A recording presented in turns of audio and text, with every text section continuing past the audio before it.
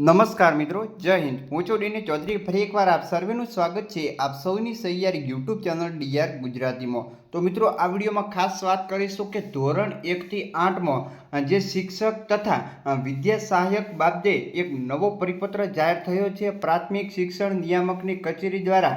આ પરિપત્ર મિત્રો આજે આવેલો છે, જેમાં જે પ્રાથમિક શિક્ષણ સમિતિમાં ધોરણ 1 થી 5 અને ઉચ્ચ પ્રાથમિક શાળા એટલે કે 6 થી 8ના તમામ માધ્યમના જે શિક્ષક અને વિદ્યા સહાયક માટે ખૂબ જ અગત્યનો પરિપત્ર છે।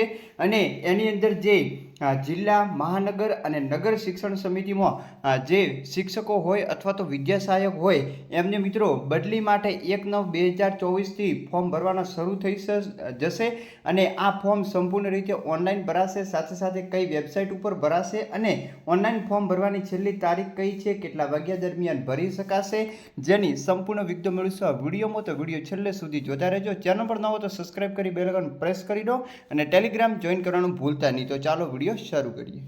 તો મિત્રો, જે આ પરિપત્ર છે જે તમે જોઈ શકો છો પ્રાથમિક શિક્ષણ નિયામકની કચેરી, જેમાં ઓનલાઈન પદ્ધતિ દ્વારા જિલ્લા અને નગર શિક્ષણ સમિતિના પ્રાથમિક શિક્ષક તથા વિદ્યા સહાયકની જિલ્લા આંતરિક બદલી અંગેની જાહેરાત વર્ષ 2024 માટે જિલ્લા, મહાનગર, નગર શિક્ષણ સમિતિ હેઠળની જે પ્રાથમિક એટલે કે 1 થી 5 અને ઉચ્ચ પ્રાથમિક 6 થી 8 વિષયવાર તમામ માધ્યમના શિક્ષક શ્રી અને વિદ્યા સહાયકોની જિલ્લા, મહાનગર અને નગર શિક્ષણ સમિતિમાં આંતરિક બદલીઓ શિક્ષણ વિભાગમાં બદલી ઠરાવ મુજબ તારીખ 11/5/23 અને ત્યારબાદ સુધારાની જે જોગવાઈઓ હોય એને ધ્યાને લઈ અને આંતરિક બદલી કરાવતા જે ઈચ્છતા શિક્ષક અથવા તો વિદ્યા સહાયક પાસેથી નિયત નમૂનામાં ઓનલાઈન અરજીઓ મંગાવવામાં આવે છે।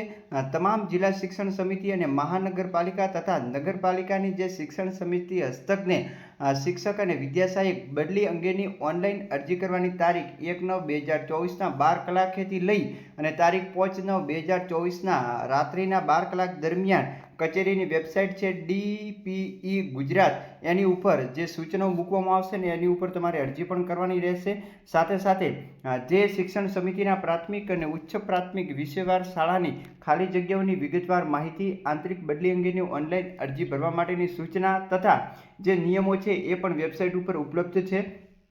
પ્રથમ રાઉન્ડ પૂર્ણ થયા બાદ ઉપલબ્ધ ખાલી જગ્યા માટે બીજી રાઉન્ડની તારીખ વેબસાઇટ ઉપર જાહેર કરવામાં આવશે ને એ મુજબ અરજી કરવાની રહેશે। તેની કોઈ પણ અલગથી જાહેરાત નહીં આવે, તો આપણે ચોક્કસ આવશે એટલે તમને આ ચેનલમાં જણાવી દઈશું। વેબસાઇટ ઉપર આપેલી સૂચનાને અનુસરીને ઓનલાઈન અરજી કરવાની રહેશે અને કાર્યવાહી પૂર્ણ થયા સુધી આ વેબસાઇટ તમારે જોતા રહેવાનું છે। શિક્ષણ વિભાગના જે ઠરાવ છે એ ઠરાવ G13માં કરવામાં આવેલી જોગવાઈ મુજબ આંતરિક બદલી અંગેના હુકમ કોઈપણ સંજોગોમાં રદ કરવામાં આવશે નહીં, એને પણ ખાસ ધ્યાને લેવાનું છે।